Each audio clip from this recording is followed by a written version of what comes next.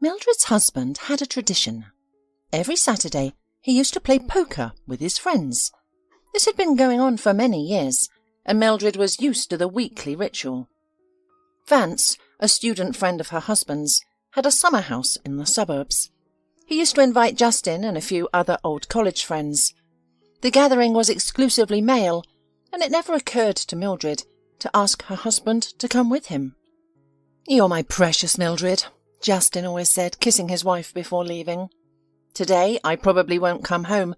I want to relax with the guys, drink beer and eat pizza, and speak about male nonsense.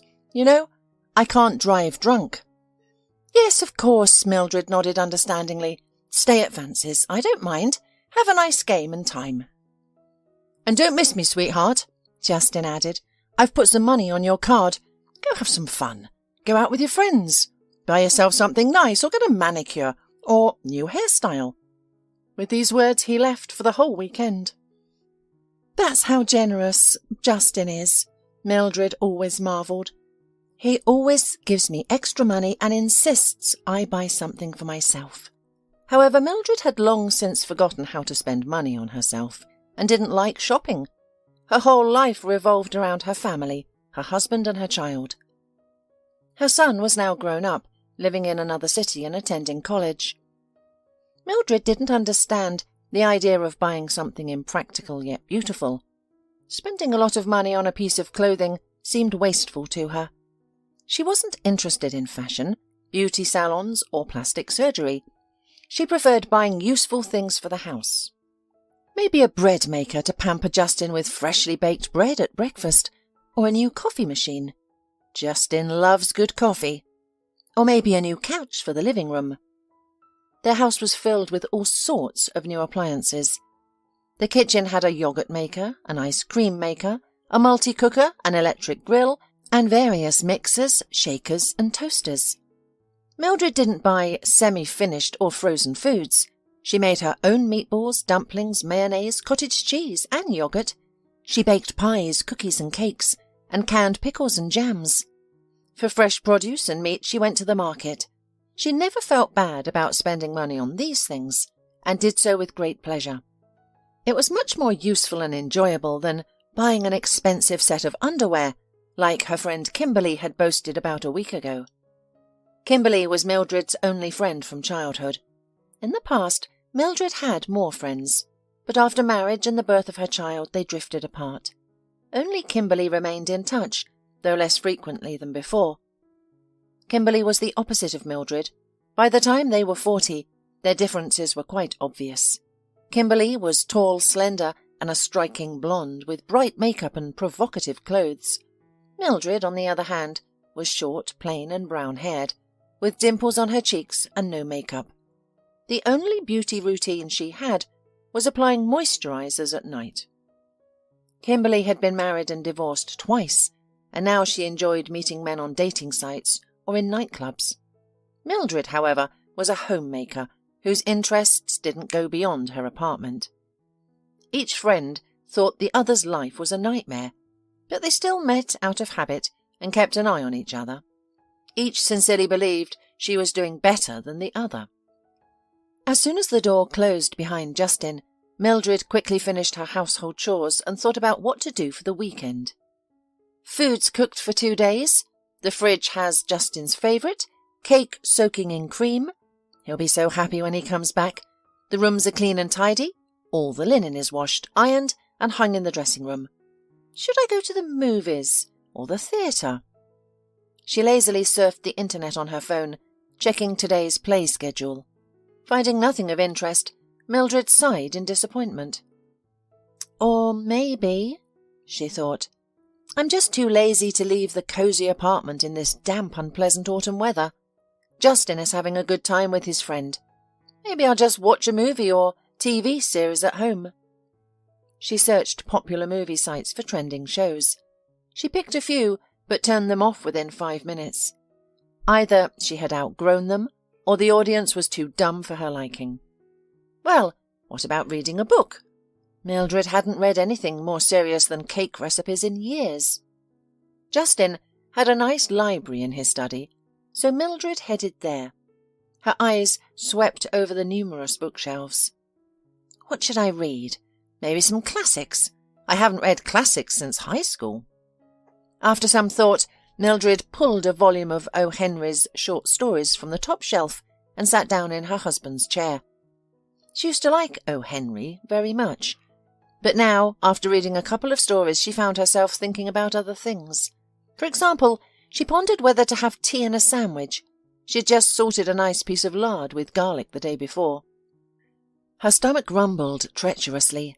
Resolutely slamming the book shut, Mildred got up from the armchair and saw a piece of paper fall out of the book. Bending over, she picked it up and initially wanted to put it back, but then she noticed it was a receipt from a jewellery store for a gold and diamond necklace, and for rather a large sum. Did Justin really want to surprise her? He hasn't given her any jewellery in ages. Reading more carefully, Mildred saw the date and was confused. The purchase was made almost 2 years ago. What is this? She stared at the paper, trying to make sense of it. Justin bought an expensive necklace 2 years ago. Unfortunately for Mildred, she never saw the gift. Obviously it went to someone else. But who? Despite the obvious answer, Mildred refused to call things by their proper names. Another woman. Come on, that's nonsense. Complete nonsense. Maybe he didn't buy it at all. Maybe it wasn't Justin's receipt at all. It's just some random stray paper that got into our library. Yet her fingers were trembling and her palms were sweaty. The very suspicion, the theoretical possibility of his betrayal, suddenly arose so clearly and vividly that she became frightened. Shoving the receipt back into the book with disgust, as if it were poisoning the very air around her, Mildred ran helplessly around the apartment, wringing her hands. She could, of course, call Justin immediately and ask him directly about the origin of the receipt. Of course, he would have some simple and logical explanation for it. But deep down, Mildred knew she was afraid. Afraid to hear a second hesitation in his voice. Afraid to realize that her Justin was lying. But her emotions still demanded an outlet. Mildred needed to consult someone. She suddenly remembered Kimberly. Perhaps her friend was not the most suitable candidate to pour out her soul and share her shameful suspicion, but Mildred had no one closer. Hearing the voice of an old friend on the phone, Kimberly was surprised. "Mildred? Oh, I haven't heard from you in a while," she said hoarsely. "Are you sick?" Mildred asked cautiously. "Why do you sound like that?" "I'm not sick, I was just sleeping. You woke me up. Good morning," Kimberly hummed. "Morning?" Mildred looked at her watch, confused. "It's noon." "Well, I went to bed a few hours ago," her friend replied nonchalantly, and yawned sweetly and long into the receiver. "It's been a stormy night, you know. Only at 8 a.m. in the morning did I manage to send my beau away and finally take a nap." Mildred involuntarily blushed, though she had long been accustomed to such revelations from her friend. "Well, dear, why are you calling?" Kimberly suddenly asked seriously. "What happened?" "Why, nothing happened," Mildred cheerfully lied. "I just missed you. We really haven't seen each other in forever. I just wanted to meet you, see how you were doing." "You're not telling the truth, Mildred," said Kimberly shrewdly, but she didn't refuse to meet. "Okay, let me think. When and where shall we meet? In the centre? What restaurant?" "Oh, no, I don't want to go to a restaurant," Mildred said. "We don't know what kind of food they cook there, whether they wash their hands. Maybe they have cockroaches in the kitchen running around on their plates." "I recognise an old friend," laughed Kimberly. "Oh, that pathological squeamishness of yours. Well, then what do you suggest? I'm hungry." "Come to my place," Mildred suggested. "I've got food, lots of it." "Good," said Kimberly. "I'll bring the wine." At first, Mildred wanted to refuse, but then after thinking about it, she didn't. A little drink and relaxation would do her good right now. "Is your hubby at home?" Kimberly asked warily. She frankly disliked Justin, and it was mutual. Mildred did not understand the reason for this mutual dislike, but both of them had never told her about it, no matter how much she asked. There's no Justin here, and he won't be until tomorrow, Mildred reported. Good. Then wait, I'll be there soon. Kimberly arrived an hour and a half later, laden with bags, bearing the logo of a well-known liquor store. In the bag, bottles clinked. Why so much? Mildred was involuntarily horrified, but Kimberly only waved it away nonchalantly. Come on, we have to celebrate the meeting. I missed you terribly. Shall we sit in the kitchen, in a simple way? Mildred suggested to her friend. Frankly speaking, I don't want to bother setting the table in the living room. I'm tired of these ceremonies. Sure, let's go to the kitchen. Kimberly nodded vigorously. I don't care about these formalities at all. I'm just hungry. What have you got? Salad, soup, stew. But with the wine, it might not be much, said Mildred doubtfully. Cool. I haven't had homemade meal in ages. They drank a glass of wine, ate salad and stared at each other, realizing they needed to talk. Kimberly chewed in silence, waiting for Mildred to start the important conversation. What do you think? Mildred began cautiously, embarrassed and stammering. Not seriously, not really, but purely theoretically. Could Justin cheat on me? She expected her friend to be indignant, to protest and assure her. Oh, no! How could you think that? A woman like you can't be cheated on. You're a dream. Justin loves you so much. But instead, Kimberly nodded gravely. Of course. What's more, I'm sure he's cheating on you. What? Mildred gasped with indignation. How dare you? Don't get mad, her friend said calmly. I'm not saying this to offend or hurt you. I'm just stating a fact. You asked.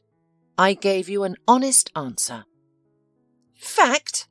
How could you possibly know that? Mildred babbled, stunned.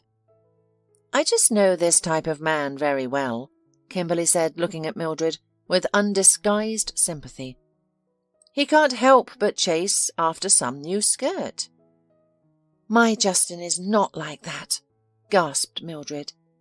Oh, of course he is, Kimberly responded snidely. You know something. Speak up, Mildred demanded, her suspicion growing. Kimberly looked away guiltily. Tell me now, Mildred insisted, or I'll knock you out. She waved the half-empty wine bottle threateningly. Kimberly rolled her eyes. No more wine for Mildred. You've had enough. And yet, Mildred persisted, what do you know about Justin that I don't? Her friend took a deep breath. He's been hitting on me since your wedding. What? Mildred was stunned. You heard me. Okay. Then how did this happen? She whispered. I went to the bathroom and he followed me, pressed me against the wall and tried to kiss me. He said I was incredibly sexy and that I made him crazy. Mildred gasped again. You're lying, she said, already realizing deep down that her friend was telling the truth. Kimberly shrugged. I knew you wouldn't believe me. That's why I kept it quiet all these years. I didn't want to fight. And what did you do then? At our wedding? Mildred asked, realizing that if Kimberly said she had responded to his advances, Mildred would die on the spot. What did I do? I kneed him between the legs and threatened that if he tried it again, I'd scratch his eyes out and tell you everything. Now Mildred understood the true reason for the mutual dislike between her husband and best friend. She wrapped her arms around her head and groaned. Did he really start cheating on me back then, when we had just gotten married? I just can't believe it. Looking at her friend with compassion, Kimberly handed her a paper napkin and a filled glass of wine. Have a drink, it'll make you feel better. Mildred took a sip, her hands shaking and her teeth tapping against the glass. So you finally suspect that your precious Justin has someone else. Sorry to what I am going to say, but you know, if this had happened 20 years ago when you just got married, I would have definitely called him a scoundrel, a jerk. But now, Now that you've found out about his affairs, I'd like to say only one thing. It's no wonder he's cheating on you. It's your own fault. For a moment, Mildred was speechless. I'm to blame for his cheating. What are you talking about? Please don't take offence. Who else is going to tell you the harsh truth but me? What's the truth?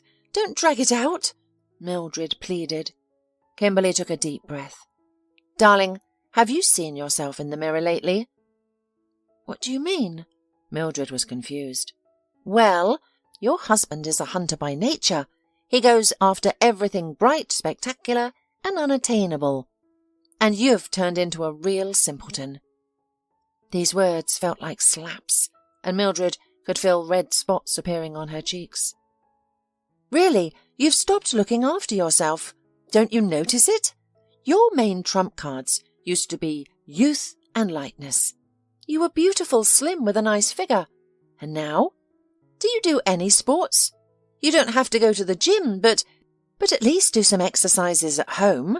Some stretching, squats, presses. Or go to the pool. What's wrong with that? Mildred lowered her gaze bashfully. Gym? She hated sports with every fibre of her being. But the pool? She loved swimming, of course. But recently she had gotten very overweight and was embarrassed to appear in public in a swimsuit. She and Justin hadn't even been to the sea for many years.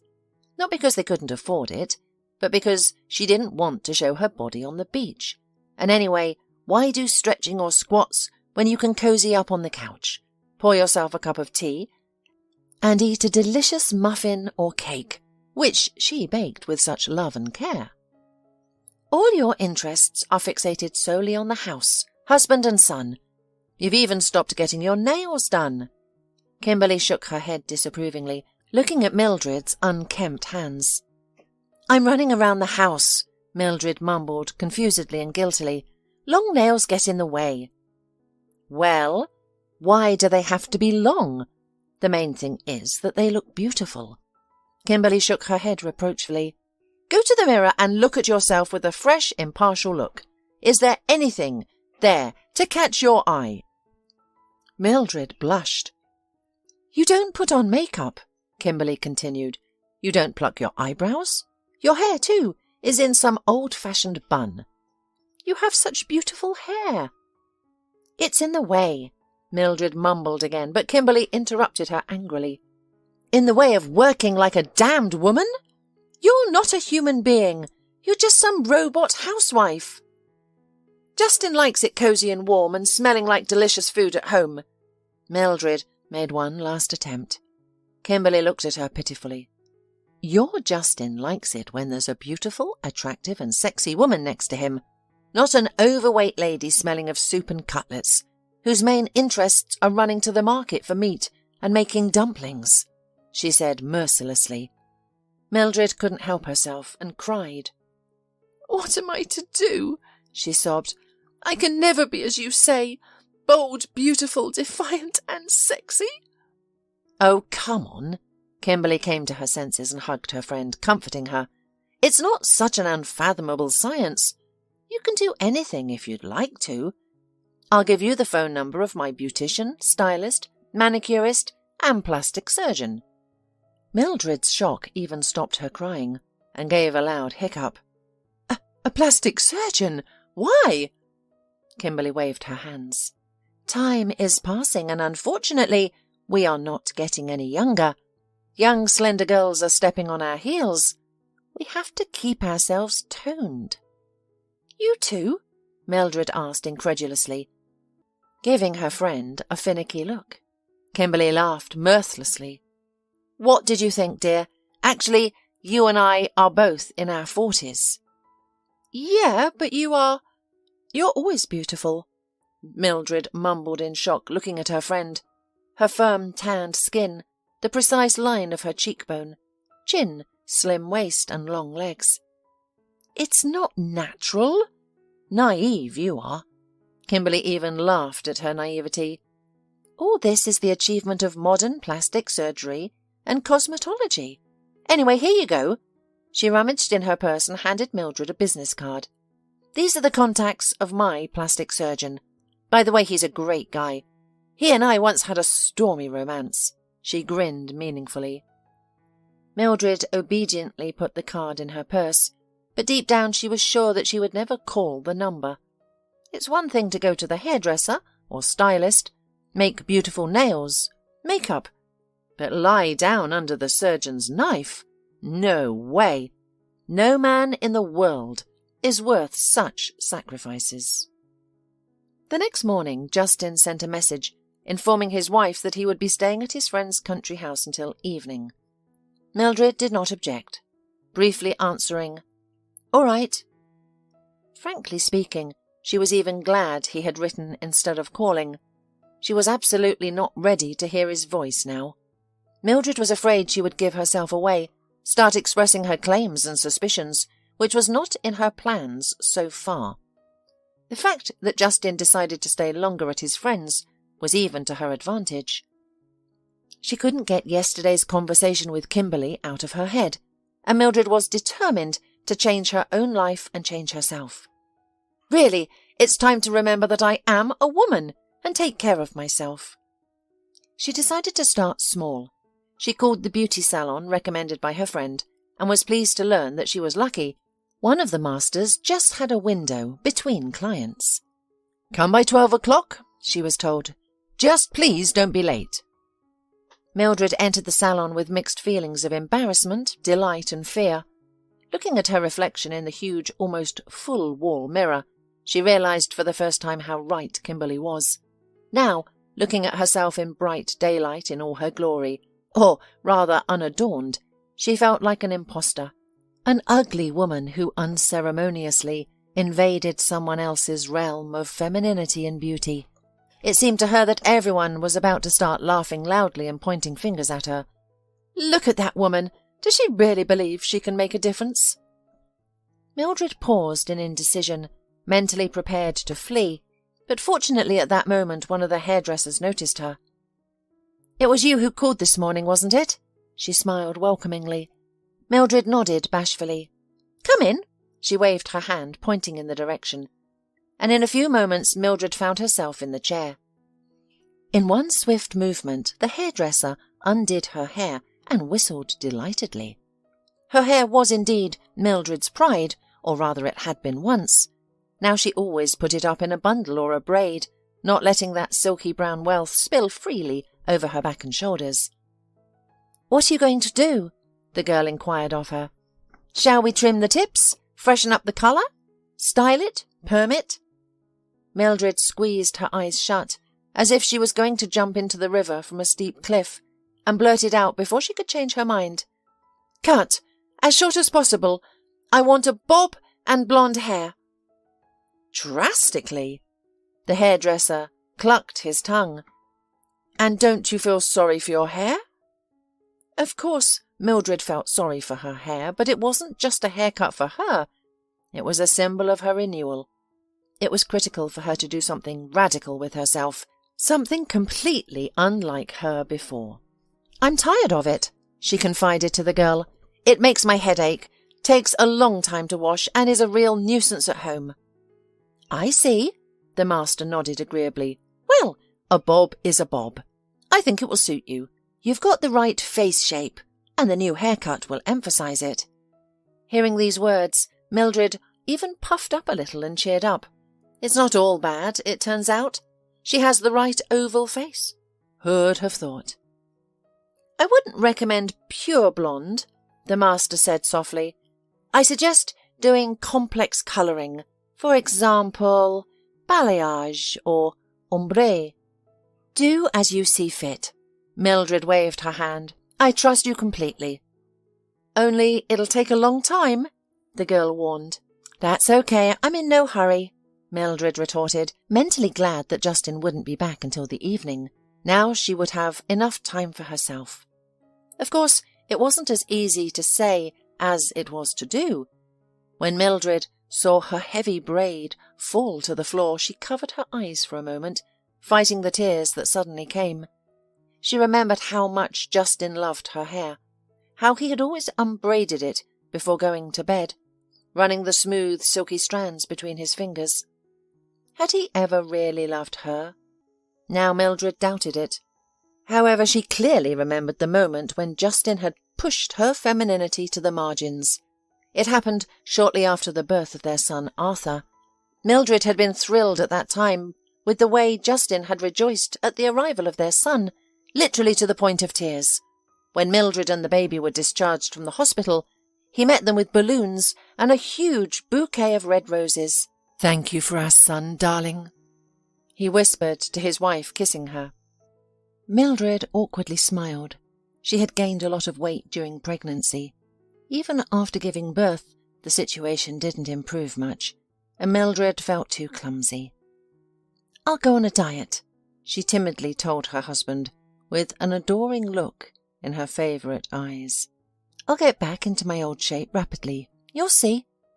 And then suddenly her husband's face became alien and distant. "Don't you dare," he hissed almost hostilely. "Don't you dare even think about it. No diets and other nonsense. You must eat well and regularly, because you belong not only to yourself but to our son as well. You are first and foremost a nursing mother. Got it?" Mildred nodded guiltily. And really, why is she fixated on her figure? If she wants to, she'll lose weight at any moment. But for now, she really needs to think about breastfeeding. Arthur, she breastfed until he was a year old. But as it turned out later, losing weight was not as easy and simple as she imagined. Certainly not at one point. Mildred exhausted herself with rigid diets, dropped a couple of pounds, then broke down, ate at night, after which the weight returned again, and even with addictions. At first she was tormented by remorse for such behaviour, and then she stopped. Mildred said to herself, "Well, it does not work to lose weight, and okay, I am good as I am. Justin does not express, so it's all right." However, Justin showed less and less interest in Mildred. He assured her that her figure had nothing to do with it. He was just tired at work. Mildred believed it. What else could she do? 3 hours flew by unnoticed behind these unhappy and reflective thoughts. "Well," said the hairdresser, pulling the sheet from the client's neck. "Done." Mildred looked at herself in the mirror and did not recognize herself. The bob refreshed her face. It made her more delicate and feminine, even younger. She couldn't take her eyes off herself. "Oh, how it suits you!" other hairdressers and clients exclaimed, looking at the transformed Mildred. Inspired by sincere compliments, Mildred thanked the master and left her a generous tip. Then, inspired, she rushed to the first shopping centre to buy herself new clothes. It was necessary to complete the image of a beautiful and self-confident woman. But there her fervour waned a little. Mildred wandered confusedly between hangers with clothes and mannequins, timidly taking off the things she liked and putting them on. Then, suddenly, some young girl, a consultant and extended eyelashes and nails of 3 centimetres, cast a mocking glance over Mildred's figure and not too politely said, "There's nothing in for your size." She deliberately emphasized the word your with a squeamish intonation. "Nothing. You'd better go to another store." The blood rushed to Mildred's cheeks. Burning with shame, she awkwardly mumbled some apologies under her breath and hurried out of there. How embarrassed she felt. All her confidence and delight in her new hairstyle was instantly forgotten. "No," Mildred said to herself, "I will not let some rude girl who wasn't taught to communicate with customers spoil my mood." To console herself, she decided to go to the food court. Although Mildred was still squeamish about catering food, she decided to get at least a glass of coffee. Settling down at a vacant table, she sipped lazily through a straw and tried to calm down.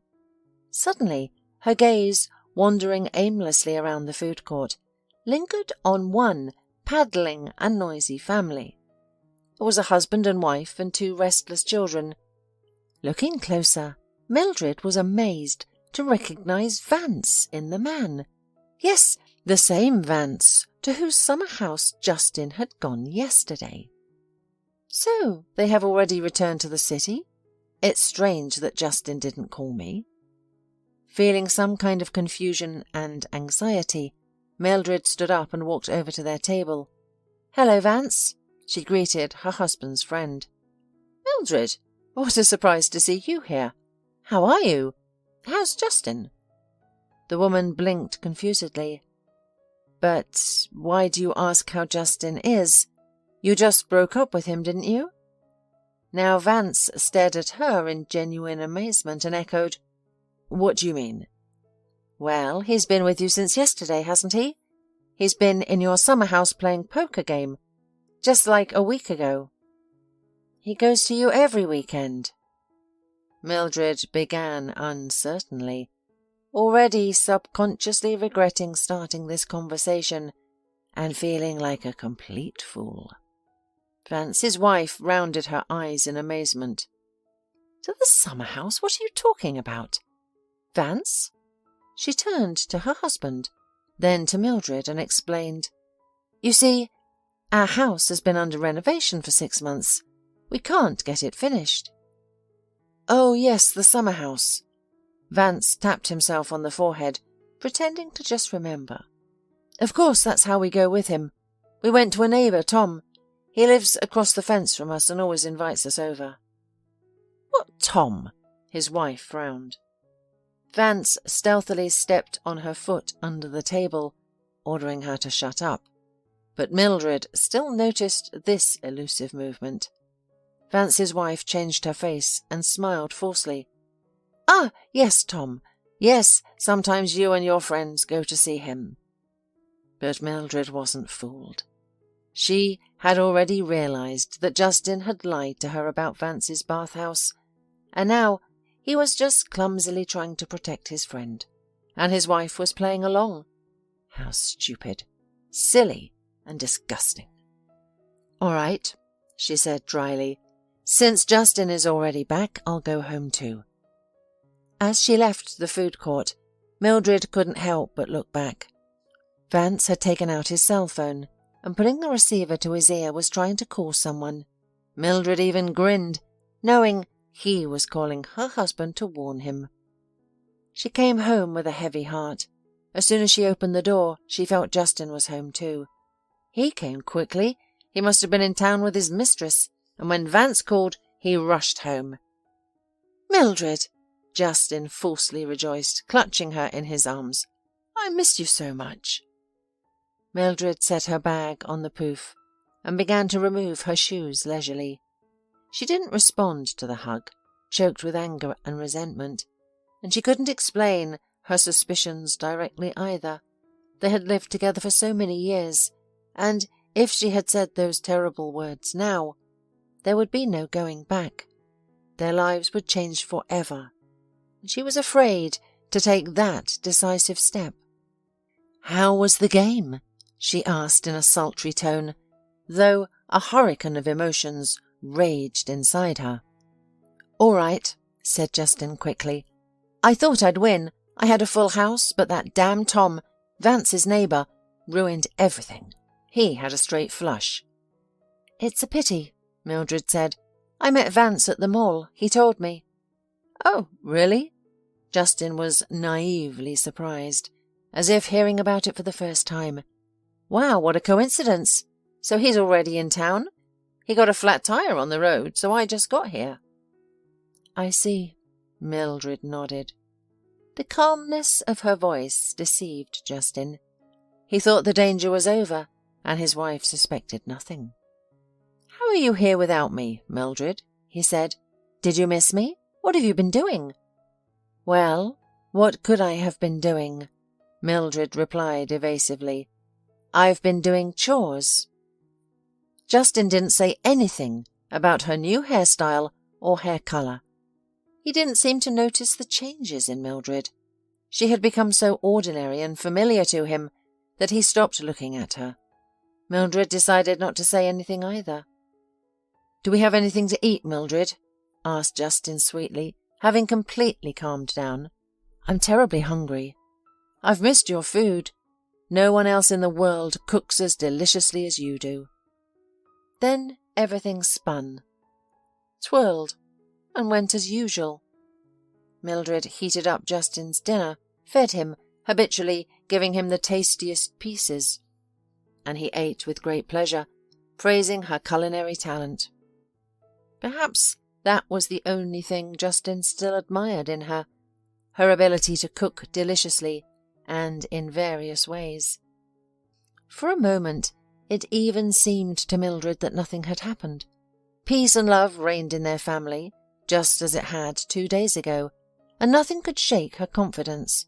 Or maybe she had made it all up, hadn't she? But Mildred immediately shook her head resolutely, refusing to give in to her own weakness, even cowardice. "There's nothing to hide your head in the sand like an ostrich. We must face the truth, and not make ridiculous excuses for her husband." She remembered the cheque from the jewellery store, and the fact that for many months he had lied to her about going to a friend's summer house on weekends. No, to close your eyes and pretend that nothing happened is just not respecting yourself. However, she wasn't going to act rashly. First, she needed to think of specific ways to retreat, and then demand a divorce. There was, of course, another option, not to divorce, but to try again to win her husband's love and return his feelings. Let him realize what a beautiful woman lives next to him. Not a cook, not a housewife, not the mother of his child, but a woman. It was almost impossible, Mildred realized. He hadn't even noticed her new stunning hairdo. Although, of course, it's not enough to change her hair. She still had weight issues, saggy skin, self-care issues. Maybe try to become a femme fatale to make Justin completely lose his head over her. Taking out a business card with the contacts of a plastic surgeon given to her by Kimberly, Mildred thoughtfully turned it in her hands. And maybe really risk it? In the evening, for the sake of experiment, Mildred went to the bathroom, where she lay for a long time in fragrant soapy water with a mask on her face.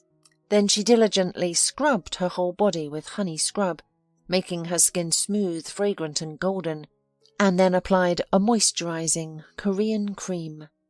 Mildred put on a delicate silk negligee, which successfully masked all her body's imperfections and emphasized her advantages. She remembered that she had bought this negligee accidentally at a sale in an online store, but never wore it. Now, looking at herself in the fogged mirror, she thought with annoyance, "And why did you wait, fool?" All beautiful and fragrant, Mildred went to the marital bedroom. Justin was already lying on his side of the bed, reading an e-book on his tablet. He had his glasses on his nose and looked focused and engrossed. Mildred snuggled under the covers and, overcoming a shiver of excitement, cuddled up to her husband. He mumbled questioningly. That probably meant, "What do you want?" Instead of answering, Mildred slid her palm across his chest, down to his belly. But Justin intercepted her hand and said, "Listen, Mildred, I'm dying to sleep. I have to get up early for work tomorrow." Mildred kept silent, trying to hide her disappointment. Well, of course, he doesn't have time for his wife, if he had a marathon of bed escapades with his mistress this weekend. Taking her silence as agreement, Justin yawned, put the tablet down on the nightstand and turned off the light. "Good night, darling," he said in the dark. Mildred lay on her side of the bed, silently swallowing her tears. He did not notice the beautiful negligee, or that she was so clean and fragrant for him. No, returning Justin's attention will be very hard. I'll have to involve heavy artillery, plastic surgery. "Justin," she called hesitantly in a whisper. "Justin, I have a new hairdo, by the way. Everyone says it suits me very well, but you didn't even pay attention. Once my hair was the object of your adoration. Do you really not care about me now?" Tears flowed from her eyes, no longer restrained. Justin was silent. Mildred thought he was simply ashamed. Then, clasping her eyes shut, she decided to go all the way. "I know that you've lost interest in me as a woman, and I know all about your infatuation with others. And I know about that damned diamond necklace too," she exhaled faintly. Justin muttered something softly in response. "What?" Mildred didn't understand. "What did you say?" Justin remained silent. She moved closer to him and leaned into his face to hear him repeat what he had said. Instead, Justin snorted loudly and rolled over onto his other side. He was already sound asleep. Mildred did not like the plastic surgeon at first sight. He was a man about her age with a smart and bile face. His small, inquisitive eyes scrutinized her through glasses with massive fashionable frames, making Mildred feel naked. He also had a prominent nose, almost enormous. It made the surgeon look like an angry bird of prey. Mildred fleetingly thought that if she were in his shoes, the first thing she would do would be to redo her nose. A cobbler with no shoes. In a bored voice, the doctor listed her upcoming work, and Mildred realized how absurd the idea was with every second. "We have a lot of work to do, Mrs. Barnett," the surgeon said, curving his thin lips. "First, we need a lift." "A lift of what?" Mildred asked apprehensively. "Pretty much everything." His lips curved contemptuously again, as if he was struggling to overcome his disgust at treating such an imperfect client. He was supposed to be pleased, though. After all, the more problems with her appearance, the more money the clinic would get for the surgeries. First, eyelid lift. Second, facelift. Third, tummy tuck. Then, rhinoplasty. Mildred instinctively pushed back her chair, fighting the urge to cover her nose with her hand, as if afraid the surgeon would come at her with a scalpel right then and there. "What's wrong with my nose?" she asked cautiously. "It's not very graceful. I would suggest tweaking the tip a bit," the surgeon explained. "Look at your beak," Mildred thought angrily, but said nothing. "Then we need to correct the floating line of the chin," the surgeon continued. "Do liposuction, correct the breast area, and then—" "So it's all absolutely necessary?" Mildred cautiously clarified, realizing how many flaws she apparently had. "Can't we do with a truncated set of services? Anything unnecessary in that scope of work?" The surgeon looked at her as if she were a cat that had just pooped on his desk. "Unnecessary? Are you kidding me, Mrs. Barnett? You've driven your body and face into a real disaster." He turned his computer monitor toward Mildred and began to demonstrate what he planned to do to her appearance. Mildred watched, mesmerized by the three-dimensional image of her own face. She saw it transform, becoming young, bold, beautiful, but alien. Looking longingly at the perfect, photoshopped picture, Mildred realized that if she really went through with this, the result would not be her, not Mildred, Mrs. Barnett. "So," the surgeon said in a bored voice, "when are you ready to come to our clinic?" Mildred swallowed nervously. "And when should I?" "Well, the sooner the better. You understand we have many clients, the queue is long. I'm only doing this because Kimberly asked me to. So," he flipped through her diary, "come to us on Wednesday. Let's not put things off." Mildred was scared to death. "This Wednesday? Already this Wednesday?" she exclaimed. "Why delay?" the doctor marvelled. I can't go that fast," Mildred muttered, feeling her voice shake. "I have to think about it, get used to the idea, mentally prepare myself." The surgeon rolled his eyes, making it clear he was tired of this unyielding client. At that moment the office door opened, and a flamboyant woman flew in. Her long blonde hair was strewn over her shoulders, and hellfire burned in her eyes. "Mr. Dunn, save me!" she shouted in a terrible voice. Mildred was afraid that there had been some kind of terrible accident. The surgeon, however, did not panic. Instead, he broke out into a hilarious smile. Wow, Mildred hadn't realized he could smile like that. She had thought he could only pour scorn on patients and look at them as if they were bugs.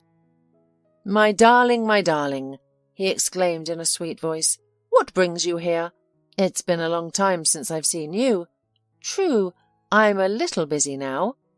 He glanced expressively at Mildred. Maybe you'll wait 5 minutes until I'm done? The visitor, however, was not going to wait even 5 seconds. I've got a new wrinkle, she exclaimed in a tragic tone and jabbed her finger at her face. Her fingernails were painted a bright scarlet colour, and Mildred was even afraid she might poke herself in the eye. A terrible wrinkle. Dr. Dunn, it's a disaster. I urgently need a shot of Botox. Right now, I can feel myself getting older. Help! Mildred, no matter how much she gazed at this lady's smooth face, didn't notice a single wrinkle. However, it was quite obvious this was one of the regulars of the clinic. On her face and body, it seemed there was not a single spot untouched by the plastic surgeon's knife. Abnormally full lips, a precise nose, almost like Michael Jackson's in his later years, cheekbones sharp enough to cut, and a sharp chin. No brow, no drooping eyelids, no sagging face. She looked like a Barbie doll. Dr. Dunn, or one of his colleagues, had obviously worked on her figure too. An unrealistically thin waist, long skinny legs, and prominent breasts that looked like a pair of watermelons. Do men really find that beautiful? Mildred was suddenly horrified. Does it mean I'll have to become like that too? Mildred jumped up sharply, nearly knocking over her chair. Excuse me, she exclaimed, turning to the surprised surgeon. I have to run. I just remembered I've got the iron at home unplugged, and the washing machine, and the soup boiling on the stove. Barbie stared at her, and Mildred wasn't sure this person knew what ironing, washing, and cooking were. I'll call you another day, Mildred shouted, picking up her purse. Unless, of course, I change my mind. Thank you. Be well. Have a lovely day. Goodbye. She sprang out of the door, as if she feared Dr. Dunn would chase after her and send her to the operating room by force. She actually ran a couple of blocks after sprinting out of the clinic. Finally she slowed down, trying to catch her breath. She hadn't run like that in a long time. Mildred suddenly felt funny. She looked at the scene as if from outside, a 40-year-old woman running away from the doctor, like a first grader afraid of getting a shot. She stopped in the middle of the street and started laughing uncontrollably, at the top of her lungs. It must have been a special kind of hysteria. Passers-by looked warily at the strange woman, who laughed and cried, standing on the sidewalk and paying no attention to the people around her. I can't, Mildred mumbled, continuing to laugh and sob at the same time. No, I can't. It's not my thing. I'm not a Barbie doll, and I never was. I'm a teddy bear, and I'm comfortable being a teddy bear, not a doll. Yes, she decided, plastic surgery was definitely not for her. But then it meant that she would hardly be able to regain Justin's love. She covered her face with her palms and cried for real, without laughing. Is there nothing else that can't be undone? Miss, are you okay? She suddenly heard a concerned male voice beside her. Has someone hurt you? Do you need help? God, it had been a long time since a man offered her help, and this one called her a miss. It's just that he didn't get a good look at her. It's nice, of course, but now she's going to take her hands off her face, and the unknown helper will run away from her in fear, shining his heels. Without taking her palm from her face, Mildred silently shook her head, signalling that she didn't need help and was perfectly fine. Are you sure? The stranger asked with pressure. His voice was, by the way, very pleasant, low, slightly husky, deep. I wonder what he looks like. Mildred imagined a movie-handsome man with a white-toothed smile, strong-willed chin, piercing blue eyes and manly posture. It was even scary to open her eyes and look at him. What if there was some bald, toothless and tattooed man there? "I'm sure," she squeezed out through the force. "There's no need to worry. I'm perfectly all right." She strode away without even looking back. He seemed to be shouting something after her, maybe even asking her what her name was, or asking for her phone number, or maybe the opposite. That she was stupid and hysterical. Mildred didn't listen much. Her feet carried her away farther and farther from this place. She decided to walk home. She needed time to think seriously about the situation. To stay under the same roof with Justin, pretending as if nothing had happened, and she knew nothing. No, I can't. I need to go away for a while. It suddenly dawned on her, and Mildred wondered why this brilliant idea had not occurred to her before. Go somewhere where I can be completely alone and sort myself out. It was done. That same evening, Mildred informed her husband, who was extremely surprised, that she was completely exhausted by the housework. She needed a good rest, and therefore she had already bought a ticket to the sea. During the first days of her sudden vacation, Mildred did nothing but sleep. Perhaps her body reacted to the stress in such a peculiar and a little late way. She constantly wanted to sleep and fall asleep so soon as her head touched the pillow.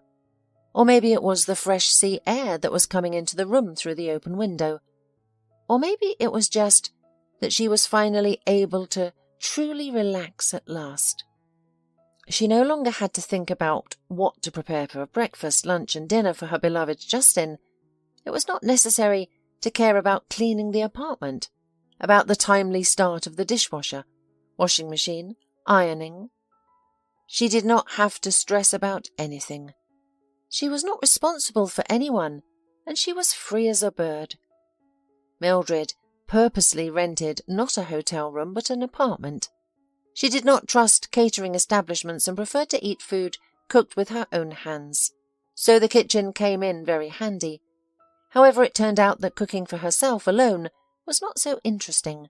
Frankly speaking, Mildred had no appetite at all. For the first few days she ate only sunny peaches and drank water. And that was enough for her. She didn't tell her husband exactly where she was going. Justin, of course, knew that his wife had left for the sea, but had no idea in which direction. "I need to be alone," she told him, "in peace and quiet. Honestly, I really need complete, absolute solitude." Fortunately, Justin did not object. Frankly speaking, he was overjoyed to learn that his wife was going to leave and give him complete freedom of action for a while. The only thing that dampened his joy was that Mildred hadn't given him an exact date for her return. "I haven't taken a return ticket yet," she said. "I don't know myself when I'll be back. When I feel fully recovered and rested, then I'll come." That was why she didn't keep count of the days she found herself blissfully alone. Just slowly came to her senses. No thoughts, no remorse, no regrets. A few days later, she made her first attempt to go to the sea. She leisurely wandered to the nearest beach at sunset and stopped on the shore, watching the huge purple sun slowly sinking to the horizon line. Naturally, Mildred didn't go into the sea. She wasn't ready yet. But she just stood at the water's edge for a long time and looked into the distance. A fresh evening breeze was blowing from the sea, and the air was cut through by the deafening cries of seagulls. Mildred shivered from the cold, wrapped her arms around herself, and for the first time in days felt hungry. No, not just hungry, but starving. "I should go to the store, at least to buy some milk and bread," she thought, feeling her stomach twisting, literally, into a ram's horn and singing, lifting music.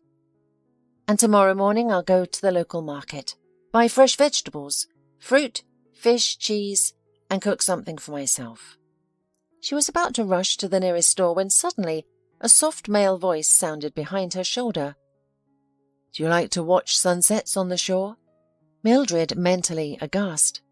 Perhaps she was just imagining it, but it was the same voice, the voice of the man who had asked her a few days ago if she needed help. Although she was probably just having auditory hallucination from hunger, it's most likely an entirely different person. "If you are concerned about my unceremonious invasion of your personal space, just say so," the man added, good-natured. Without waiting for her reply, "I will leave immediately, so as not to inconvenience you. It just seemed to me that you needed an interlocutor right now." Mildred was stunned to hear his voice. Low, slightly husky, deep, very pleasant. It was him, after all. She could not mistake it. Those soft, exciting intonations, the recognizable lowering of tone at the end of a phrase. Too special, too individual a speech for that voice to belong to anyone else. "Are you from the capital?" she asked bluntly, deciding to set the record straight.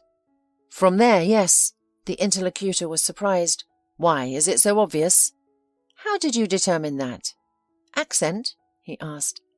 Mildred smiled involuntarily. "No, you didn't have an accent, but your voice, it's very recognizable." "Wait a minute." The man suddenly became agitated as well. "Aren't you the lovely woman who cried inconsolably while standing in the middle of the sidewalk a week ago?" Mildred's heart sank. He remembered her too. So it really was the same man. Such wonderful coincidences can happen. "You're only wrong about one thing." She stretched out mockingly. "I'm not a nice girl at all. You see, yes, that was me." Gathering her courage, Mildred finally turned to face him for the first time. Frankly speaking, she was ready for anything. For him to be ugly, or conversely, slavishly handsome like a doll Ken. But the reality exceeded all her expectations. The man was good, excellent, but not the glamorous beauty of models. He had a purely masculine, even harsh beauty. With such an appearance, he could work as a fireman, a gym trainer, or even a lumberjack. He looked about 45 years old, with a broad shoulder span. His small blonde hair and moustache were very neatly trimmed in some expensive salon. A pleasant smile and very kind grey eyes. Those eyes seemed to look right into her soul.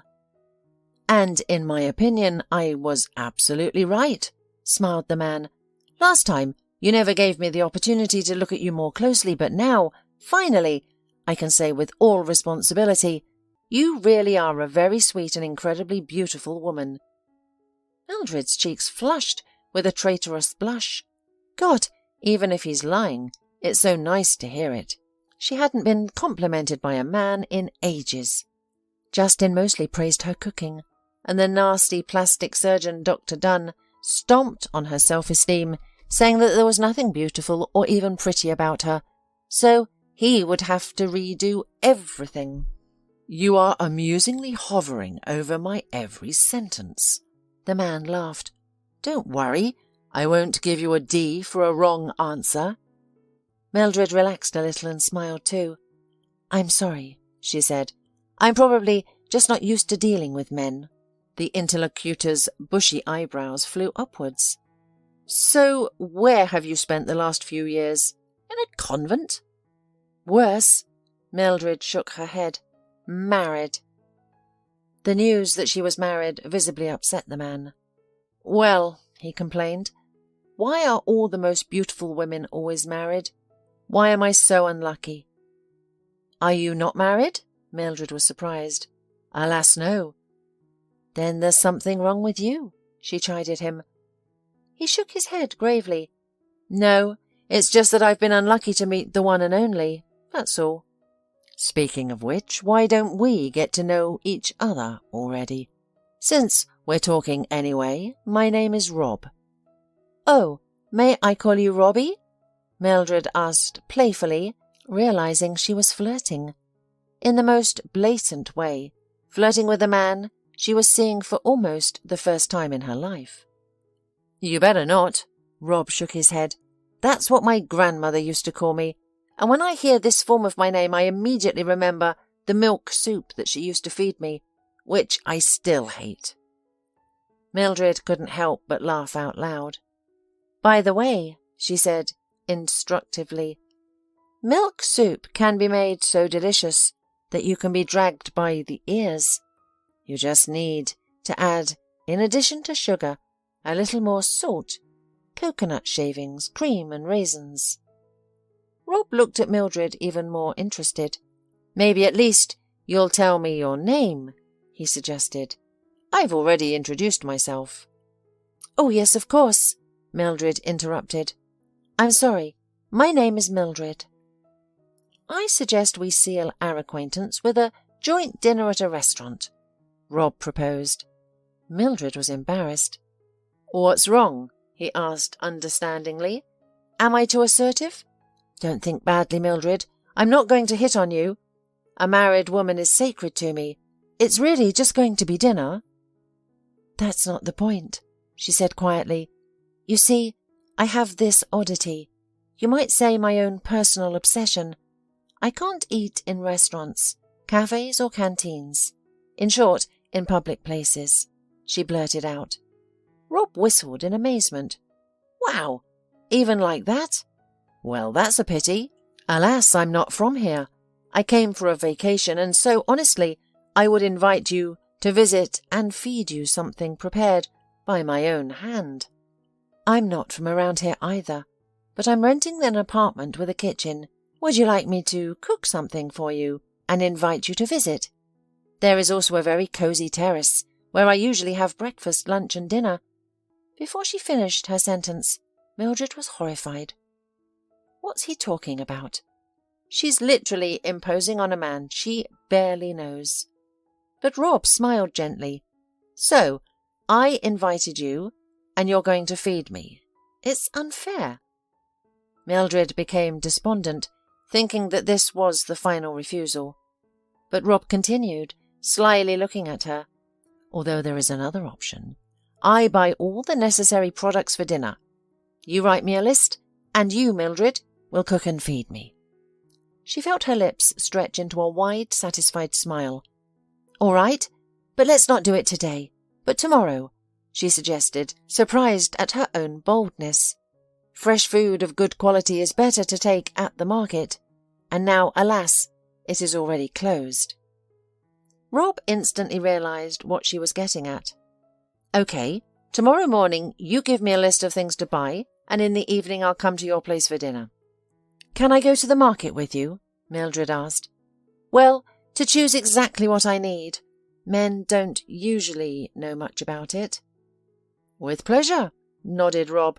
"It's more fun together. Especially, I sincerely enjoy your company." So they decided. After a little more chatting with her new acquaintance, Mildred went home. Rob kindly escorted her, promising to pick her up tomorrow at 8 a.m. From the excitement, Mildred completely forgot that she had wanted something to eat. She never made it to the store, went to bed with an empty stomach, and couldn't sleep for a long time, tossing from side to side. Naturally, she thought of her new acquaintance. And how could she not? A handsome man, and a gallant gentleman, and his voice, it's crazy. One could easily fall in love with that voice alone. What love, thought Mildred. I'm married. At the recollection of Justin, a flush of shame came to her cheeks. What a shame. I haven't had an opportunity to leave him, and I'm already looking at other men. Mildred, stop it, said her inner voice snidely. And what about Justin? Is he an angel incarnate? Actually, he cheats on me left and right, and I just decided to have dinner with a new acquaintance. There's no crime in that. Except that Mildred realized that Bob was dangerous to her.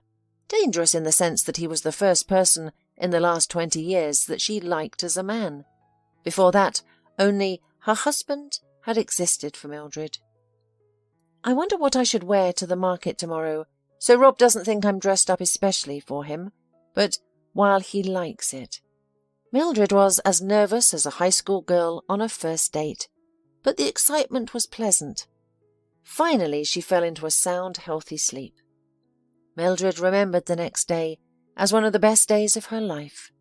everything had turned out exactly as she'd hoped. In the morning, Rob came to pick her up and paid her a sincere compliment on her appearance. Then they went to the market, where they spent almost 2 hours wandering between fish, dairy, vegetable and fruit rows. Mildred decided to cook fish on coals. The apartment building had its own barbecue area and a good barbecue grill.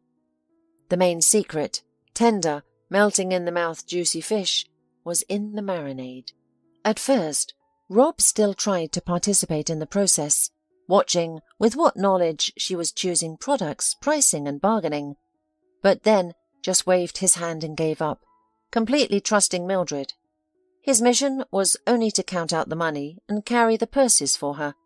Mildred offered to split the expenses in half. She, fortunately, was not tight on funds, but he even took offence at such a suggestion and categorically declared that he would pay for everything himself. "Listen, where did you learn to bargain so masterly?"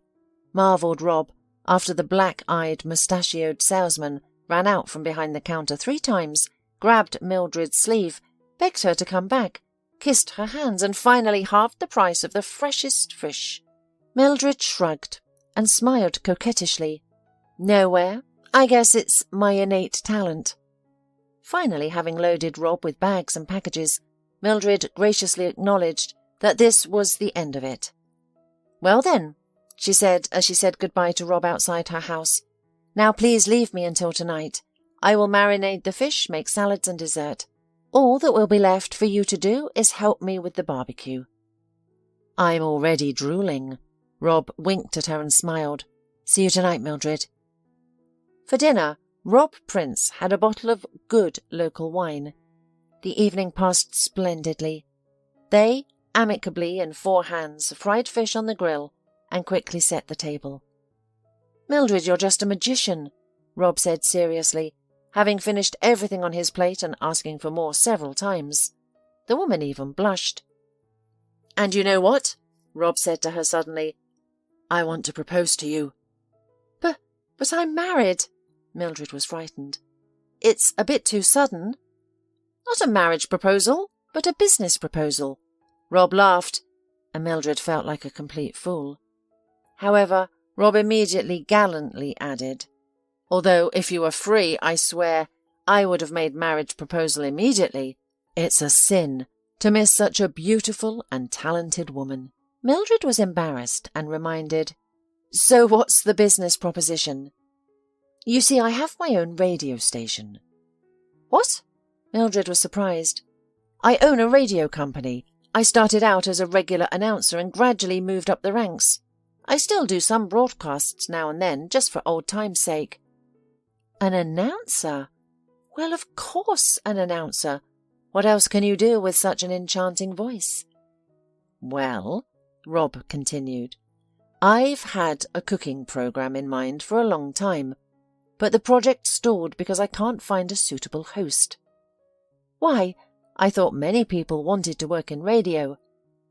"Plenty of people want to work in radio, but not all of them can. Some have a nasty voice, some have a lisp, some mumble and stutter. Anyway, we even held a casting call a month ago, but we couldn't find anyone." "Really? How many people auditioned?" "At least 100. You see," Rob looked at her seriously, "we need not just a presenter who reads out loud recipes, but a person who really knows how to cook. But professional chefs are often very slurred. They cook perfectly but can't connect 2 words, and it's even more interesting and appetizing to talk about the prepared dish so that all the listeners drool. We were even thinking of inviting professional food bloggers who make videos, but they just lose all their luster on the radio because we have no picture, only sound." "What a pity." Mildred shook her head sympathetically, still not understanding what this had to do with her. "But now you were sent to me," Rob said, looking her in the eye. "I would like to try you for the role of hostess of this program." "It's not my thing. I can't. I won't be able to." She planned to answer and was about to add, "My husband won't let me." but instead she opened her mouth and blurted out, "I agree." That very day, she dialed her husband's number to let him know she was coming back tomorrow. "Okay, Mildred, I'm waiting," Justin responded, however, in a slightly sour tone. He didn't have an opportunity to enjoy his party enough. Mildred grinned to herself and said goodbye. She was about to drop the call, but suddenly some muffled noise was heard in the receiver. Probably Justin had accidentally missed the button, wanted to interrupt the phone call, but instead, without knowing it, he was still in touch. Mildred thought she heard a woman laughing. She became alert and listened. "Who is it? Did your wifey call?" came a muffled but still distinct whimsical voice from somewhere in the distance. "And who else?" Justin replied gloomily. "Our vacation is over." Mildred gasped with indignation. "She's a nerd, after all," said the invisible woman with annoyance. Mildred heard every word clearly. Another one woman would have spent at least half a month at sea, and this one's back in less than a week. "You're right," agreed Justin easily. "She's buried herself in household chores, cooking, cleaning, and has long since ceased to be like a woman. She has no higher education, no hobbies, no interests outside the house, not even a woman's attractiveness left. She's gotten fat like a pig." Mildred couldn't believe her ears. Well, the fact that her husband has a mistress, she has already somehow endured. But the fact that he so humiliates Mildred, insults her in front of another woman, it's despicable, low and petty. "Good thing you're not at all like that, my beauty," he added admiringly. Mildred heard the sounds of kissing and she almost vomited. She hurriedly stroked her finger across the screen to drop the call herself, and for a while longer she couldn't calm down, breathing heavily and trying to hold back tears of humiliation and shame. No, that scoundrel doesn't deserve a single tear from me. I won't cry for him. He's not worth it. Mildred resolutely grabbed her cell phone and redialed her husband's number. This time he responded with obvious displeasure, apparently annoyed that she was interfering with his fun, with his beauty. "What else?" he added impatiently. "I've got to run." Mildred took a deep breath and calmly said into the phone, "Justin, I want to divorce you." The cooking show that Mildred started to host on the radio was a great success within a few weeks. She was listened to by people of all ages, and many wrote thank you letters to the radio company's website for teaching them to cook uncomplicated, varied and delicious dishes. A few months later, she legally married the owner of the radio company, Rob Bystritsky. She was happier than ever because he loved her as she was.